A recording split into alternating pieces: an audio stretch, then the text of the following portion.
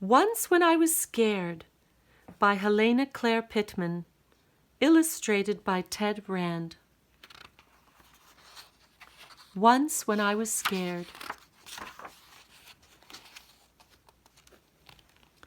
When Grandfather was a boy and lived upstate in the mountains, his mother sent him to get hot coals from the neighbors next door. Next door was across 2 hills and through a dark wood. The stove had gone out, and dank air now seeped through the walls of the cabin. After a week of steady autumn drizzle, the woodpile was too damp to kindle coal. Grandfather's mother took the tin box with the wooden handle down from the shelf. "Don't go wandering, Daniel," she said as she looked uneasily through the curtains at the sky. "It feels like a storm is coming." Daniel pushed his feet into his boots and put on his coat.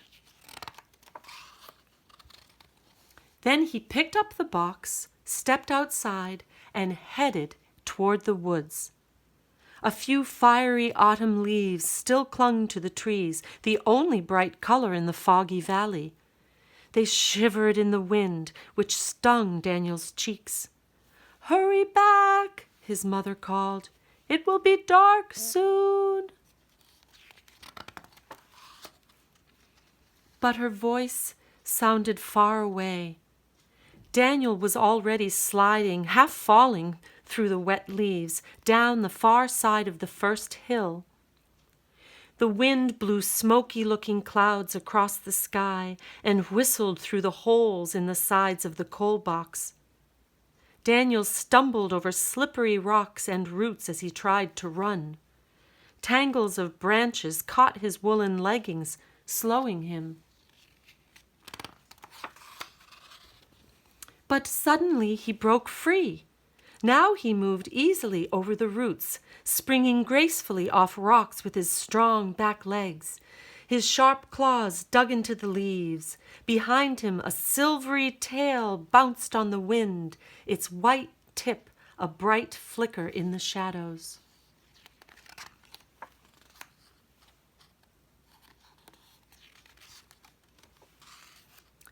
Then he was knocking at the Nickersons' door, his heart pounding. "Come in, Daniel," Mrs. Nickerson said with a friendly smile. "Catch your breath and warm yourself." "Mama is waiting," he panted. "May I have some coals? Our fire went out." Mrs. Nickerson filled his tin box with coals from the stove and snapped the lid shut. The box felt warm in his hands as she rewrapped his muffler snugly under his chin. "Good night, Daniel," she called as he left the clearing. In the dark wood, Daniel started to run. Soon he was covered with sweat underneath his warm clothes. An owl hooted in a tree above him. Hoo, hoo. As he looked up, something caught his foot and he fell. He struggled to free himself, but it wrapped more tightly round his legs. In the shadows, it looked like a snake. Gripping the box, he twisted over like a cat, a big cat, a bobcat. In a second, he bounded away, free. His balance was sure. He was long and lithe. His paws made no sound as he leaped again and again over the fall wood and underbrush.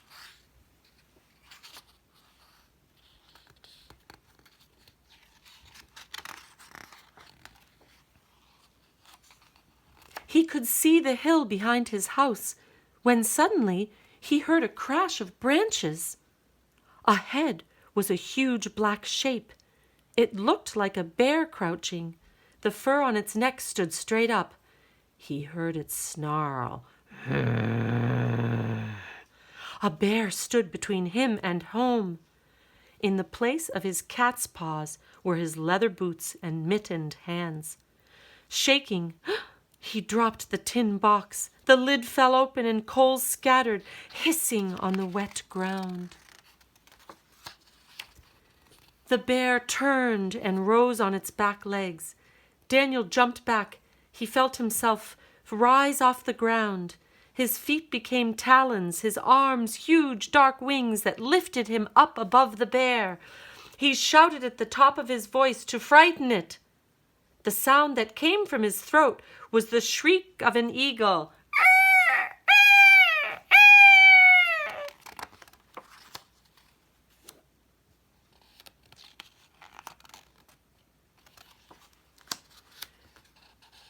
The bear lumbered off into the woods. Moonlight flickered through churning clouds as the great bird landed in the leaves.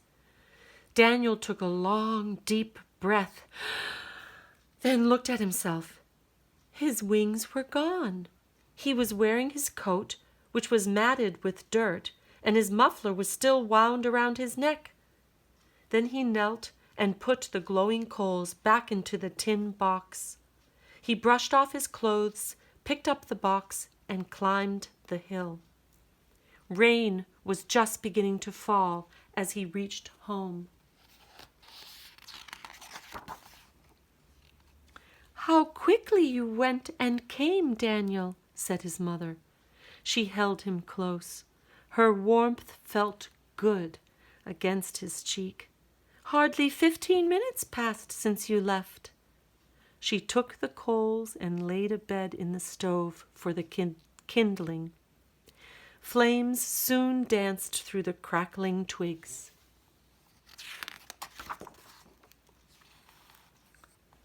"Did it really happen, Grandfather?" I asked. "I found these in my coat the next day," answered my grandfather. He held out 2 stiff pinion feathers. By their markings, they could only have come from an eagle. He gave them to me once when I was scared. I put those feathers in my drawer, where I still keep them.